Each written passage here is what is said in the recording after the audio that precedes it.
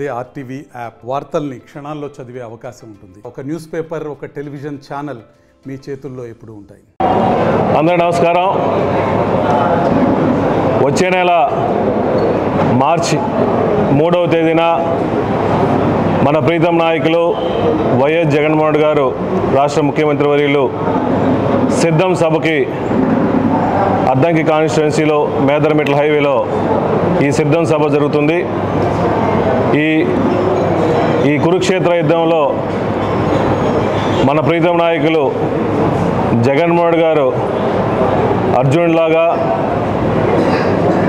ఈ రాష్ట్రంలో పేద ప్రజలు, ముఖ్యంగా రైతులు, మహిళలందరూ, ఎస్సీ, ఎస్టీ, బీసీ, బడుగు బలహీన వర్గాలందరూ, రైతు సోదరులందరూ, వైఎస్ఆర్సీపీ కార్యకర్తలందరూ, నాయకులందరూ ప్రతి ఒక్కరూ అర్జునుడితో పాటు కలిసి నడవడం కోసం సంసిద్ధమై ఉన్నాం. ఈ సిద్ధం ప్రోగ్రాంకి ఈ 3 జిల్లాల నుంచి కూడా లక్షలాది మంది వచ్చి ఈ ప్రోగ్రాం జయప్రదం చేయవలసిన కోరుచున్నాం.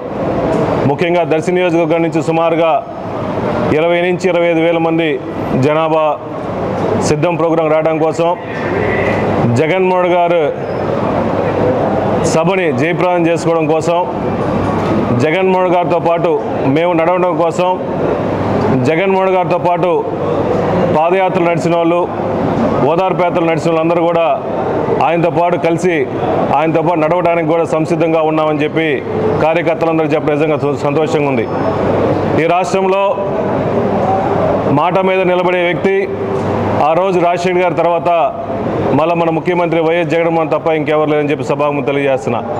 గతంలో ఎంతోమంది ముఖ్యమంత్రులు వచ్చారు, పోయారు, కానీ మాట మీద నిలబడే వ్యక్తి, ఒక మాట ఇస్తే శిలాశాసనంగా నిలబడే వ్యక్తి ఇప్పుడు పేద ప్రజల్లో ప్రతి ఒక్కరి గుండెల్లో ఈరోజు రాజశేఖర్ గారి కుటుంబం పదిలంగా ఉంది.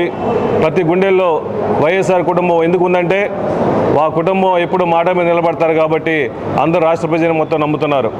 ముఖ్యంగా పాదయాత్ర ఇచ్చిన హామీలన్నీ 99% అమలుపరుస్తూ మళ్ళీ ఎలక్షన్లో ఆ హామీలతో పాటు కొత్త హామీలు ఇచ్చుకుంటూ పేద ప్రజలందరినీ సొంత కుటుంబంలా భావించి అటు కార్యకర్తలని, రైతులని, మహిళలందరినీ, ముఖ్యంగా ఎస్సీ, ఎస్టీ, బీసీ, బడుగు బలహీన వర్గాలందరినీ, మైనార్టీలందరినీ కూడా కలుపుకునే భావంతో మాకు ఇచ్చిన జగన్మోహన్ గారు ఇచ్చిన 5 సంవత్సరాల టైంలో కరోనా వచ్చినప్పుడు కూడా, ఎన్ని ఇబ్బందులు పడినా కూడా, ఆర్థిక ఇబ్బందులు పడినప్పుడు కూడా, ఎన్ని కష్టాలు వచ్చినా కూడా ఎక్కడ ఏ స్కీమ్ ఆపలేదు. కానీ చంద్రబాబు నాయుడు గారి పరిపాలన అంతకుముందు సుమారుగా 600 పైచీలకు హామీలు ఇచ్చి ఎలక్షన్ల తర్వాత ఓట్లు వేయించుకొని సీట్లు సంపాదించిన తర్వాత పూర్తిగా పేద ప్రజలందరూ తొంగలో దొక్కిన చంద్రబాబు నాయుడు ఒక పక్క, మళ్ళా జగన్మోహన్ గారు ఎదుర్కొనే ధైర్యం లేకుండా ఈ రాష్ట్రంలో చంద్రబాబు నాయుడు గారు సుమారుగా 3 సార్లు సీఎం అయ్యి 14 సంవత్సరాలు సీఎంగా ఉండి మాట్లాడితే నాకు 50 సంవత్సరాల ఇండస్ట్రీ ఉందని చెప్పి చెప్పుకునే చంద్రబాబు నాయుడు గారు జగన్మోహన్ గారిని ఎదుర్కొనే ధైర్యం లేక ఆయనతో పాటు ఇంకా 3 పార్టీలతో కలుపుకుంటూ అటు బీజేపీ కానీ, పవన్ కళ్యాణ్ కానీ, చంద్రబాబును కలిసి జగన్మోహన్ గారిని ఎదిరించడం కోసం ఉన్నారు. ఈ రాష్ట్రంలో జగన్మోహన్ గారు విశ్వసనీయ నాయకుడు కాబట్టి, అన్ని పథకాలని పేదవాళ్ళు అందుతున్నాయి కాబట్టి ఈ రాష్ట్రంలో పేద ప్రజలందరూ కానీ, కార్యకర్తలందరూ కూడా జగన్మోహన్ గారు నడుస్తున్నారు. ఒకటే ప్రామాణికం, మాట మీద నిలబడే వ్యక్తి ఎవరు, మాట తప్పే వ్యక్తి ఎవరు? ఈ రాష్ట్రంలో చంద్రబాబు నాయుడు గారిని నమ్మే పరిస్థితి లేదు. ఈరోజు చంద్రబాబు నాయుడు గారు నేను ఇచ్చిన అంతకుముందు హామీలు కానీ నేను నిలబెట్టుకున్నాను, దాని మీద ఓట్లేసే పరిస్థితి లేదు. కానీ జగన్మోహన్ ఒకటే చెప్తున్నాడు, నేను ఇచ్చిన పథకాలు ప్రతి ఇంటికి చేరుంటే, నా పథకాలని మీకు నచ్చి ఉంటే మీరందరూ బెనిఫిట్ పొందితే మాకు ఓట్లేమని చెప్తున్నారు. కానీ చంద్రబాబు నాయుడు గారు ఏమన్నారు, అయ్యా నాకు 72 సంవత్సరాలు అయిపోయింది, నేను ముసలోని అవుతున్నాను, నా కుర్చీ మీద ఆశ ఉంది, మీరందరూ గెలిపించాలని అడుగుతున్నారు. కానీ వ్యత్యాసం చూడండి, ఆయనకి కుర్చీ మీద ఆశ, జగన్మోహన్ గారికి ఆశయం. ఆశతో ఉన్నాడు చంద్రబాబు నాయుడు. ఓన్లీ వాళ్ళ కార్యకర్తల కోసం, వాళ్ళ జోబులు నింపుకోవడం కోసం, వాళ్ళ కుర్చీ కోసం తిరుగుతున్నాడు తప్ప ఈ రాష్ట్రంలో పేద ప్రజల కోసం, వాళ్ళ సంక్షేమం కోసం పెట్టిందే వైఎస్ఆర్సీపీ ప్రభుత్వం, వైఎస్ఆర్సీపీ జెండా. ఈ జెండా ఒక ఆశయంతో నడుస్తుంది. ఈ ఆశయం కోసం ప్రతి ఒక్కరు నడుంగలిగి ఉన్నారు. ఆ రోజు రాజశేఖర్ గారి తదనంతరం ఈ రాష్ట్రంలో ఎంతోమంది ఇబ్బందులు పడుతున్నప్పుడు వైఎస్ఆర్ కాంగ్రెస్ పార్టీ పెట్టి నానా ఆశయాల్ని కొనసాగించడం కోసం జగన్మోహన్ గారు ఈ పార్టీ పెట్టారు. ఒక ఆశయంతో పెట్టిన పార్టీ ఇది. ఆశయంతో పాటు జగన్మోహన్ గారు ఇచ్చిన హామీలను నెరవేర్చుకున్నారు కాబట్టి ఈ రాష్ట్ర ప్రజలందరూ ఏకంగా కలిసి మళ్ళా జగన్మోహన్ గారు ముఖ్యమంత్రి చేసుకుంటే ఈ రాష్ట్రం మొత్తం బాగుంటుందని కోరుకున్నారు కాబట్టి ఎన్నో అభివృద్ధి పథకాలు, ఎన్నో సంక్షేమ పథకాలు జగన్మోహన్ గారితో వచ్చినాయి. ఎన్నో మెడికల్ కాలేజీలు కట్టాము, పోర్టులు కట్టాము, సచివాలయాలు కట్టాము, వాలంటీర్ల వ్యవస్థ పెట్టాము.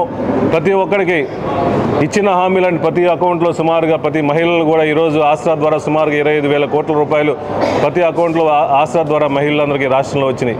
గతంలో ఏ ప్రభుత్వం చేయని విధంగా సుమారుగా 30 లక్షల పై చిలుకులు ఇచ్చి ఒకేసారి ఏ ముఖ్యమంత్రి దేశంలో కూడా ఏ ముఖ్యమంత్రి చేయలేదు. 30 లక్షల పై చిలుకు ఇల్లు ఒకే స్థలాలు ఇచ్చి ఆ స్థలాలకి ఇల్లు కట్టిస్తూ సుమారుగా 10 లక్షల పై చిలుకు వరకు ఇల్లు కట్టిస్తూ వాటికి మంచినీరు వస్తు కానీ సైడ్ డ్రైన్లు, లైట్లు అన్నీ ఏర్పాటు చేసి వాళ్ళందరినీ జాగ్రత్తగా చూసుకున్నారంటే ఈ రాష్ట్రంలో జగన్మోహన్ గారి పాలన ఎలా ఉందని మీరు అందరూ అర్థం చేసుకోండి.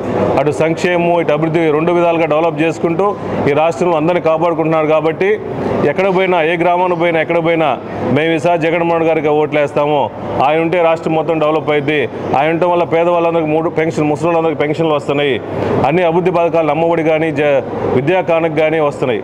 ముఖ్యంగా ఎలక్షన్ల ముందు హామీలు ఇచ్చి నెరవేర్చుకుంటూ పేదవాళ్ళు, రైతుల్లో కానీ ఓసీల్లో కూడా పేదవాళ్ళు ఉన్నారని చెప్పేసి ఈబీసీ నేస్తం ఏర్పాటు చేసి కాపు నేస్తం కూడా ఈరోజు రాష్ట్రంలో సుమారుగా కాపు సోదరులు, సోదరీమణులందరికీ, మా సోదరీమణులందరికీ ఇబ్బందులు పడకుండా వాళ్ళందరికీ కాపు నేస్తం వేయని చెప్పేసి రాష్ట్రంలో గత ముఖ్యమంత్రి ఎవరు చేయని విధంగా ఎంతోమంది వచ్చారు, హామీలు ఇచ్చారు.